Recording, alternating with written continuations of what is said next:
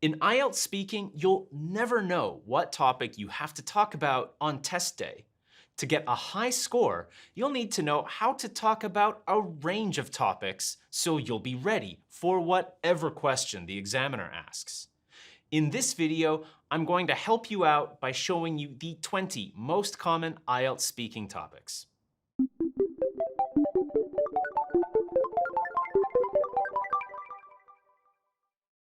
In this video, we will go through each of the top 20 IELTS topics that you might get in IELTS speaking. During each topic, we will ask Jay an example speaking part 1 question and then listen to his response. After that, I'll show you some other questions that you could get for that topic on test day.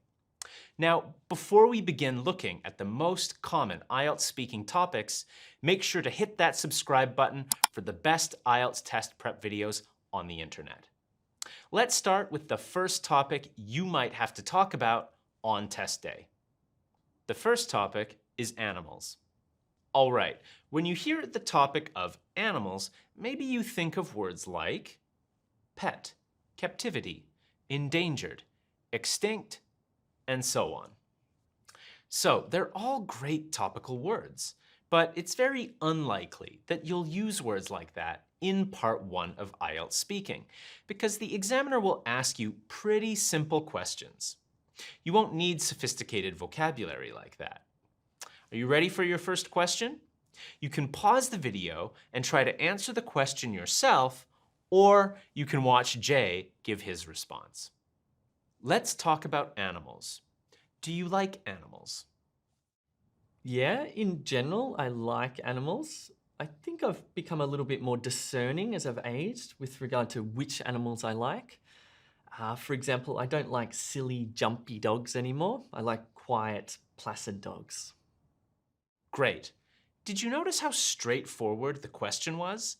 And his answer was perfect, just the right length, and it demonstrated lots of great vocabulary. Not necessarily topical, but good vocab nevertheless. Let's take a closer look at his response. I like how we used in general to begin his opinion. Yeah, in general, I like animals. That's a nice way to do that. Then he compared his present self with his past self. I think I've become a little bit more discerning as I've aged with regard to which animals I like. And then he gave an example. For example, I don't like silly, jumpy dogs anymore. I like quiet, placid dogs. Other questions you may receive on test day could look like this. What animals can you see in your city or country? Are animals used in farming in your country?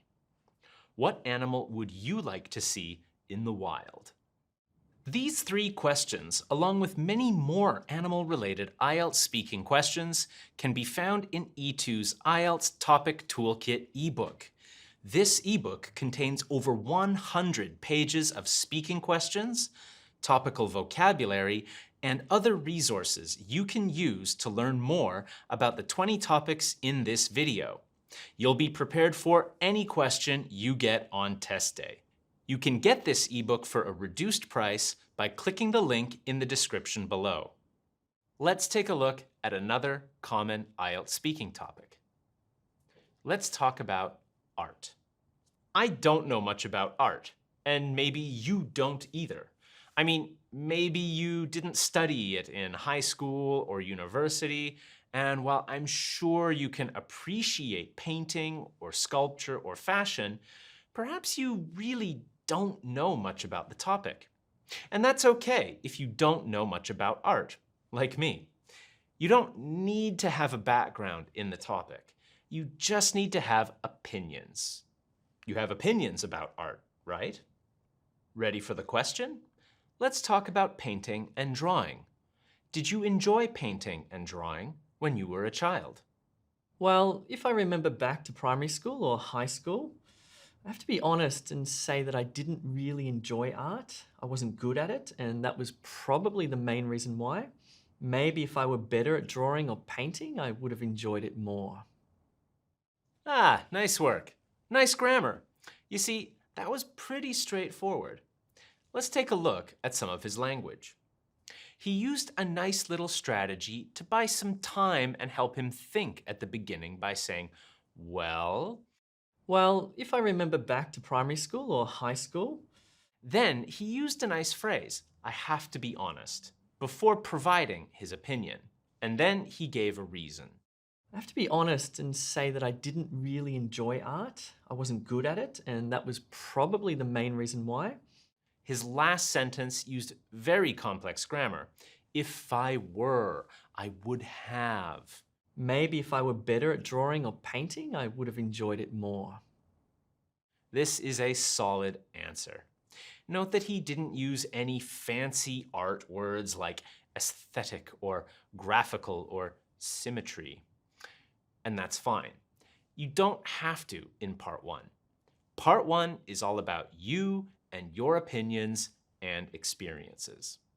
And also keep in mind that it's not all about art vocabulary.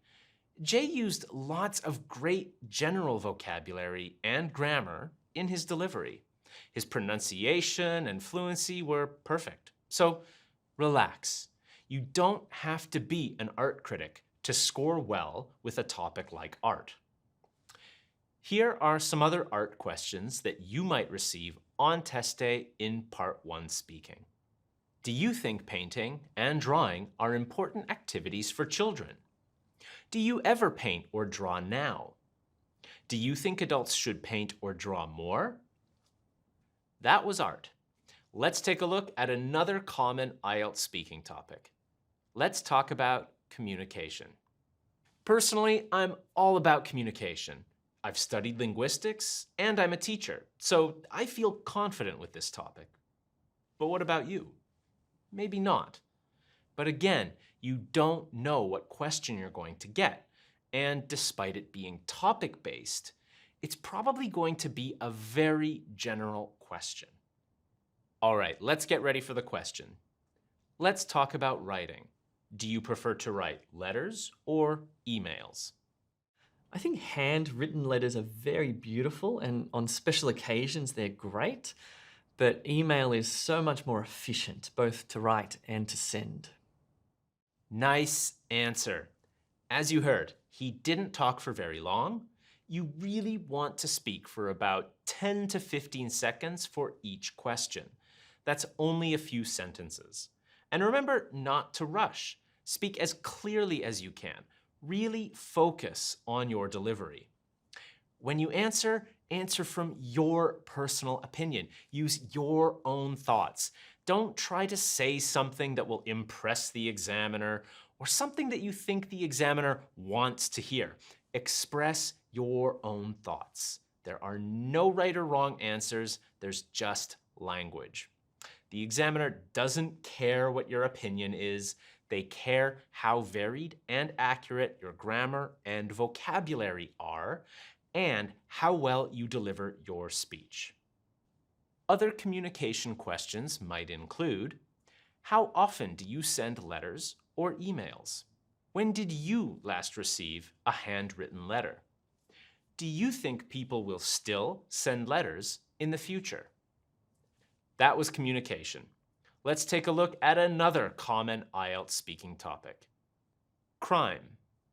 This is an interesting topic. I'm sure you don't have too much personal experience with crime, I hope, but it's still a topic that you could be asked about on test day, and I'm sure you have some interesting opinions. Let's do another question. Let's talk about rules. What are some common rules in your country? For example, driving rules or public transport rules? Interesting question. Well, Australia is often criticised for being a nanny state. That is, many people think we have far too many rules around traffic or even just minor infringement type stuff, but I think I've gone off topic. He's right. He went off topic. But it doesn't really matter. I asked him about different types of rules, and he started saying something about there being too many rules. This is fine. He's still speaking generally about the topic, and there's nothing in the scoring criteria about staying on topic. So I would have still given him a good score for this answer. He shouldn't have stopped. Remember, it's not a listening test, it's a speaking test. So you're allowed to deviate from the question. But in general, it's a good idea to answer the question that you're asked. Other questions on crime you may receive on test day could look like this. Do you usually follow the rules? Do you think young people or older people follow the rules more? Is it important for people to follow rules? On to the next IELTS speaking topic, culture. Culture is a very broad topic. I wonder what question you might get. Let's check out a question. Let's talk about festivals. What are the important festivals where you come from?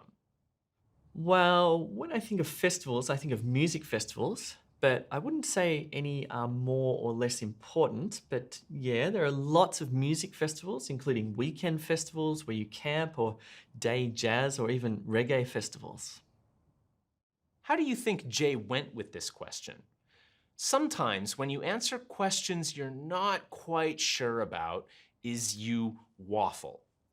What I mean by waffle is you say words but they don't have much meaning. The best answers are those where your ideas lead and your language explains. That is, you have something interesting to say and then you express yourself clearly. Still, it was a good answer overall. Other questions on culture you might receive on test day could look like this. How do people celebrate these festivals? Do young people or older people enjoy these festivals more? Do you think people will still celebrate these festivals in the future? Let's have a look at the next topic. The next topic is education. All right, so I'm a teacher, so for me, I'd be quite happy to get this topic on test day, but what about you? How do you feel about education? Let's take a look at a question. Let's talk about high school. What subjects did you like in high school? I liked all subjects, including mathematics, until about the age of 15, and then I steered much more towards the humanities. I really loved language-based subjects like English and literature. Nice answer. Let's take a closer look at this response. What I like here is his use of a complex sentence to express himself. He's not just using simple sentences like, I liked math, full stop. Now I like English, full stop. Instead, he's naturally expressing complex ideas through more sophisticated grammar. Other questions on education you may receive on test day could look like this. Was there anything you didn't like about high school? Do you still keep in touch with friends from high school? Have you ever been back to visit your old high school? Let's check out the next topic. The next topic is entertainment. Remember, if you're asked about something that you're not interested in, like for me, going to a nightclub, don't worry. Just give a reason why you're not interested. Just give a reason or an example, and that'd be a great answer. Let's have a look at a question about entertainment. Let's talk about going to the cinema. How often do you go to the cinema? I don't go to the cinema very often. If I do, it's because there's something on that I really want to watch, some sort of blockbuster movie that really interests me. But usually I just wait for it to come out on Netflix. If you noticed, Jay said, you know. If I do, it's because there's something on that I really want to watch, some sort of blockbuster movie that really interests me. This is a slang term. It's fine. You don't have to be formal in IELTS speaking, but also don't swear or use too much slang either. Imagine you're having a polite conversation with a stranger. You're not speaking to the Queen, and you're not speaking to a friend on the street. Ideally, it's in between. Let's say semi-formal. Jay also used the phrasal verb, I go to the cinema, rather than a formal verb like I attend the cinema. The phrasal verb is much better. Phrasal verbs sound much more natural. Other questions you could get about entertainment could be, do you think young people or older people prefer going to the cinema? Would you like to go to the cinema more in the future? Why do some people prefer to watch movies at home? Remember, if you're not sure how you would answer these questions on test day, consider getting the E2 IELTS Topic Toolkit ebook for a reduced price by clicking the link in the description below. There, you can find all the speaking questions, topical vocabulary, and plenty of resources on these 20 topics to help prepare you for your IELTS speaking exam. Now, let's get on to the next topic, environment. Let's just get straight into it. Here's a question about the environment. Let's talk about spending time in nature. Are there natural places where you live? For example, gardens or forests? Well, I live in the city, so there are some natural places, such as the beach or the botanic gardens, but I grew up in the countryside, so I don't think they really compare to some of the places I know, such as rivers or rainforests. Perfect. Nice answer. He used some great topical vocabulary. And do you know what I like about his response? He drew upon his childhood, which is a rich source of experience and language. Here are some other questions on the environment that you could get on test day. How often do you spend time in nature? What do you enjoy doing when you spend time in nature? Would you like to spend more time in nature? Let's move on to the next topic, family. As you can imagine, when talking about family, you'll probably be using vocabulary like grandfather, auntie, brother, sister. Let's take a look at a question. Do you have a big or small family? My family is relatively small, I guess. I only have one uncle and one auntie, and only 3 cousins. Sometimes when doing IELTS speaking, you might want to say something a little emotional. Perhaps something about a family member having recently passed away, something like that. In the moment, anything can pop out. Don't be embarrassed or think you've made a mistake. This is completely fine.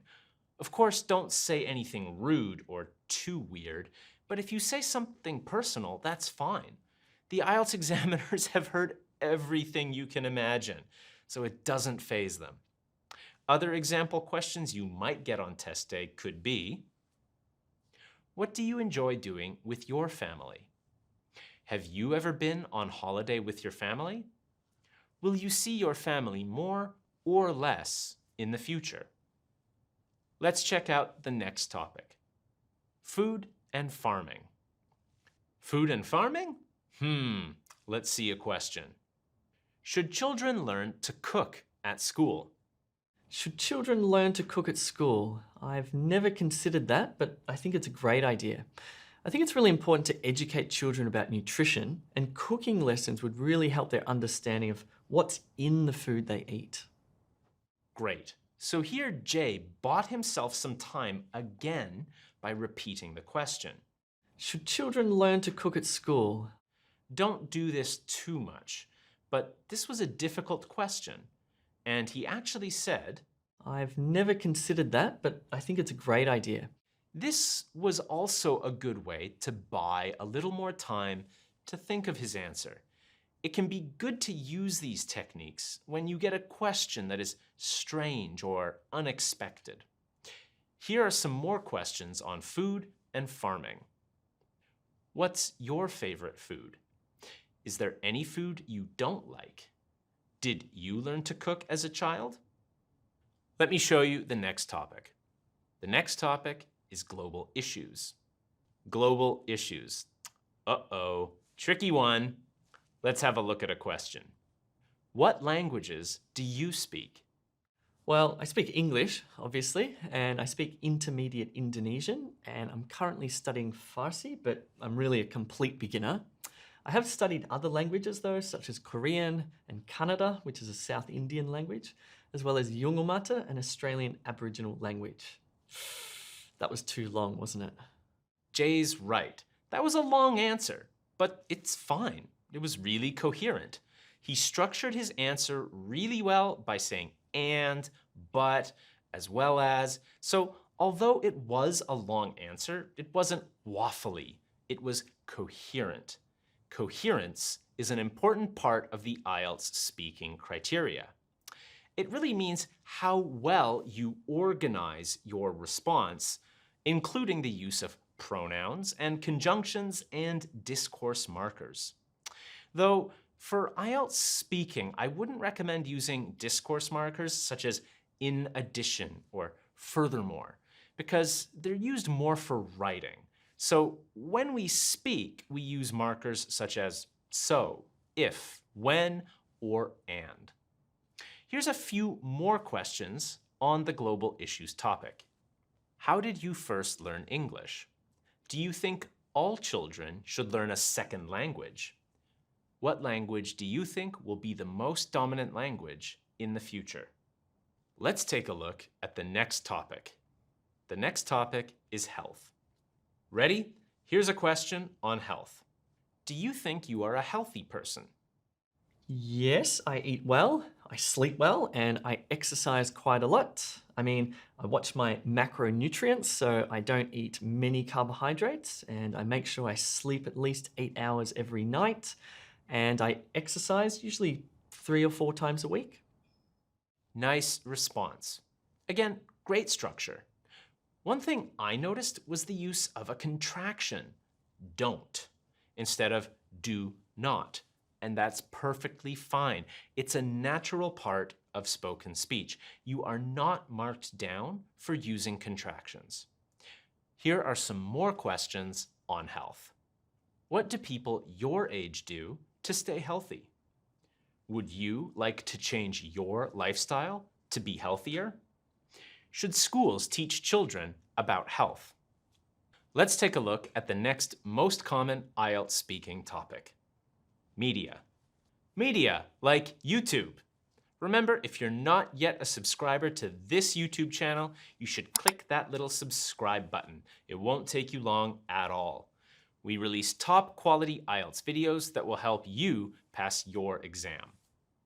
Let's take a look at a potential IELTS speaking question about media. Do you think we will still have newspapers in the future? Wow, who knows? Anything could happen in the future with technological developments. It seems to me the way that we consume the news is certainly changing. I mean, we used to read paper-based newspapers, and now we tend to watch much more video. Great. I liked his use of collocations, which are very natural-sounding phrases. For example, he said, technological developments, and consume the news, and tend to watch.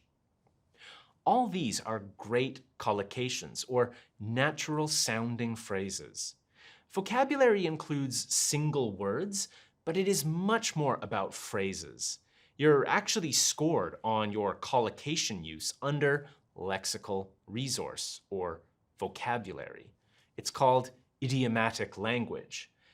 Idiomatic phrasing is different to idioms. Don't use idioms or proverbs like, a stitch in time saves 9, or it's raining cats and dogs, unless it fits perfectly.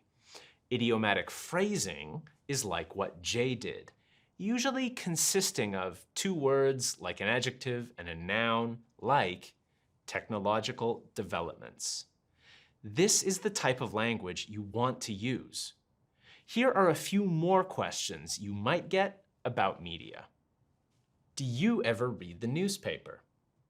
Do you prefer to read the newspaper online or on real paper?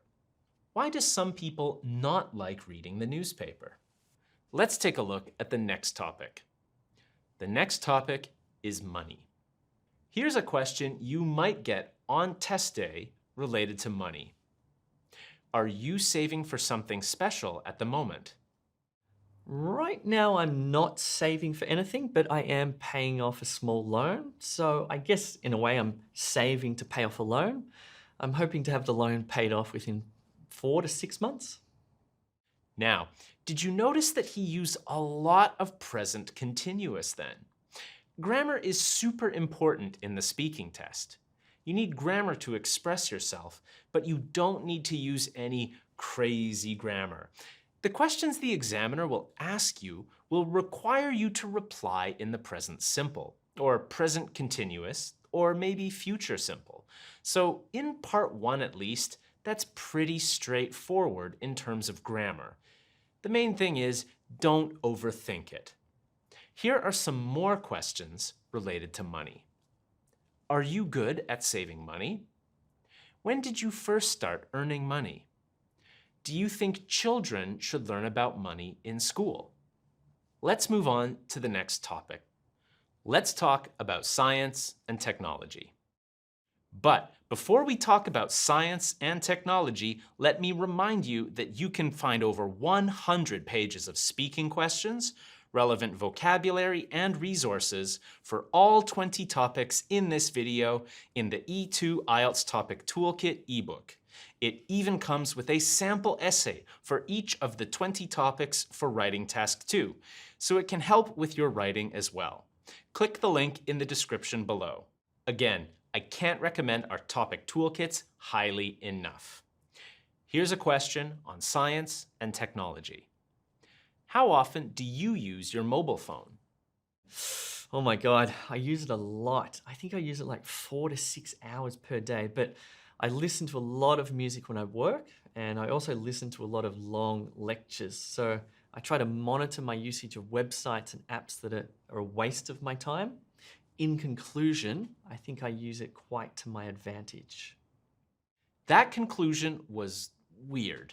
His answer was great apart from that phrase, in conclusion. It doesn't suit speaking at all. The phrase in conclusion is definitely something for writing, but maybe not for speaking. Here are some more questions related to science and technology. What do you usually use your phone for? What was your first mobile phone like? Do you think you will use your phone more or less in the future? Let's have a look at the next topic. The next topic is space. Here's a space question you could get on test day. Don't worry, you don't need to be an astrophysicist or astronomer. Do many people enjoy stargazing or looking at the stars in your country? Before we hear the response, I just want to say, if you don't understand a word the examiner says, like stargazing, you can absolutely ask for clarification. The examiner will say something like, stargazing means to look at the stars. Let's hear Jay's response. So yes, I love stargazing, but because I live in the city, the view of the stars isn't great. It's usually blocked out because of, what's it called? Light pollution. I much prefer to look at the stars when it's pitch black and they shimmer. That was some great vocab. And I also like how he saved himself there. He said, It's usually blocked out because of, what's it called? Light pollution. look, you're not going to be perfect on test day. You're going to forget a word or phrase here or there, and that's completely fine. That's spoken English. Here are some more space-related questions. Do you ever look at the sky at night? Is it easy to see the stars where you live? Have you ever seen something interesting in the sky at night? Let's have a look at the next topic. The next topic is sports. Here's a question. What sports are popular in your country? Well, in Australia, we play cricket in the summer and we play football in the winter. When I say football, I don't mean soccer. I mean a very special type of football that's only played in Australia. What about you, Mr. Examiner? What sports do you play in Canada? Jay asked the examiner a question here, and that's unnecessary. Unless you're clarifying something, never ask the examiner questions about their opinion during the exam. This is not how the exam works. Here are some more sports-related questions. Did you play any sport as a child? Why do some people dislike sports? When did you last watch a sporting competition?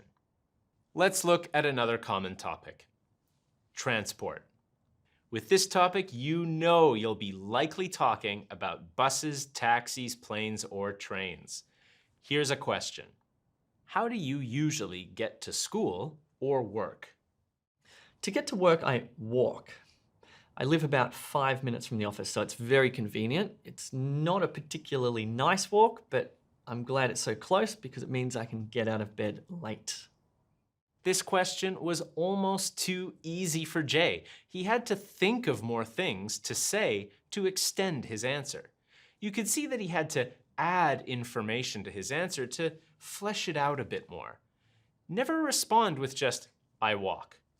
Never give short 1 or 2 word answers. Make sure you give nice long explanations with examples and reasons and experience, just like Jay did here. Here are some more transport-related questions. Would you like to get to school or work faster? What do you do while you're traveling to school or work? Is it becoming harder or easier to get to school or work? Let's look at the second last topic. This topic is travel. Here's the question. Do you think older or younger people prefer to travel? Yeah, that's a great question. I think it's probably pretty even. Lots of young people like to travel, especially after they've finished high school, and lots of older people like to travel, especially if they've retired. Even though I asked Jay to choose between 2 ideas, Jay didn't pick older or younger people. He chose both. It's perfectly fine to respond like this in the speaking test.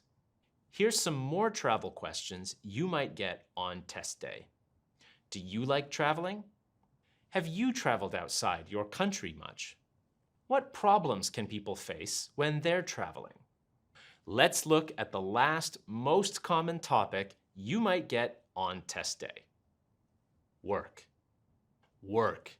I work at the best test prep company in the world called E2, and we prepare people like you for your IELTS test. All you need to do is prepare with me and Jay by clicking the link in the description below. Here's a question on work.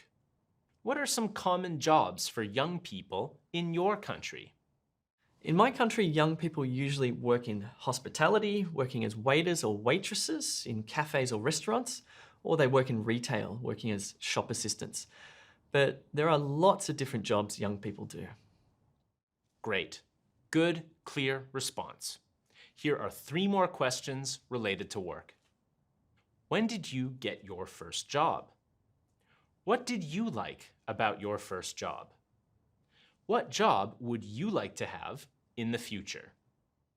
Again, as a reminder, these questions are from E2's IELTS Topic Toolkit ebook, which includes even more questions from IELTS Speaking Part 1, 2, and 3. You can get this ebook for a discount by clicking the link in the description below. And that's it. That's the 20 most common IELTS speaking topics you might see on test day.